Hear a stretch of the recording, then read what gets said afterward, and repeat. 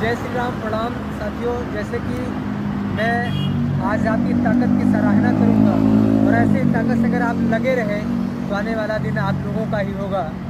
क्योंकि जैसे अनिल मिश्रा को गिरफ्तार किया गया और उनके 6 और साथियों को गिरफ्तार करके जेल ले जाया गया और जेल से अब देर शाम ऐसा पता चल रहा है कि उनकी रिहाई हो चुकी है। अगर ये ऐसी ताकत आप लोगों ने बनाए रखा तो आने वाला समय आप बुद्धिजीवी वैसे भी हैं और ताकत आपकी अगर एक हो गई तो हर चुनाव, हर व्यवस्था आपकी होगी। मैं ये कहना चाह रहा हूँ, मैं आज मुंबई प्रवास पे हूँ, व्यक्तिगत काम से 4 दिनों के लिए मुंबई प्रवास पे हूँ। मैं जैसे ही एयरपोर्ट पे उतरा तो पता चला कि अनिल मिश्रा को पकड़ के गिरफ्तार कर लिया गया है। सिर्फ उन्होंने जो बोला था, सच्चाई को बोलने के बाद उनके ऊपर STS एक्ट का मुकदमा दायर करके और उनकी गिरफ्तारी महीनों से चल रही थी। आज साथियों आपको पता चला होगा कि कोई सरकार आपकी नहीं है, कोई आपको चाहने वाली नहीं है। वो सिर्फ अपने वोट बैंक की राजनीति करेंगे, चाहे BJP हो। सबसे पहले मैं BJP को बोलूँगा, क्योंकि जहाँ की गिरफ्तारी हुई मध्य प्रदेश में, इस समय मोहन सरकार चल रही है और ऊपर तो आप जान रहे हैं कि मोदी जी सरकार चला ही रहे हैं। डबल इंजन की सरकार में अगर ऐसी गिरफ्तारी ब्राह्मणों की होती है तो काफ़ी निंदनीय है।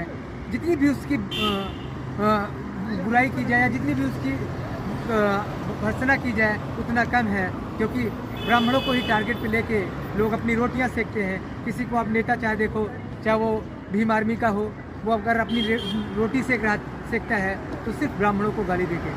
आज उसके खिलाफ में बलात्कार का केस चल रहा है, लेकिन उसकी गिरफ्तारी अभी तक नहीं हो पाई क्योंकि वो SC है इसलिए। और जो मुकदमा दर्ज कराई है घाबरी, वो भी SC है, लेकिन उसकी सुनवाई नहीं है। एक बेटी की सुनवाई कब होगी? अगर वो अभी किसी सामान्य जात के विधायक या सांसद होते तब तक जेल का हवाला काट रहे होते। एक देश, एक संविधान, तो फिर एक चीज़ें क्यों नहीं? मैं पूछ रहा हूँ भारत सरकार के उन नियमों और उन अनुशासनों को। 78 साल हो गए देश को आज़ाद हुए, क्या अब भी सामान्यता नहीं है? आज आप देखिए, एक एक विधायक और सांसद के पास ऐसी हवेलियाँ और कोठियाँ और ऐसे उनके पास बिजनेस है जो कि एक सामान्य व्यक्ति के पास नहीं है।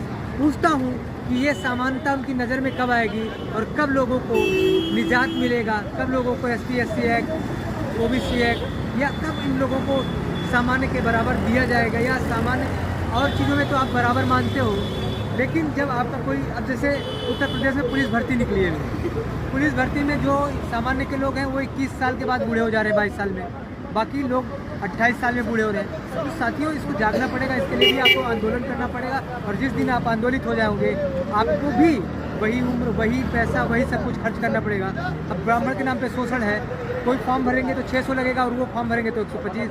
आप 110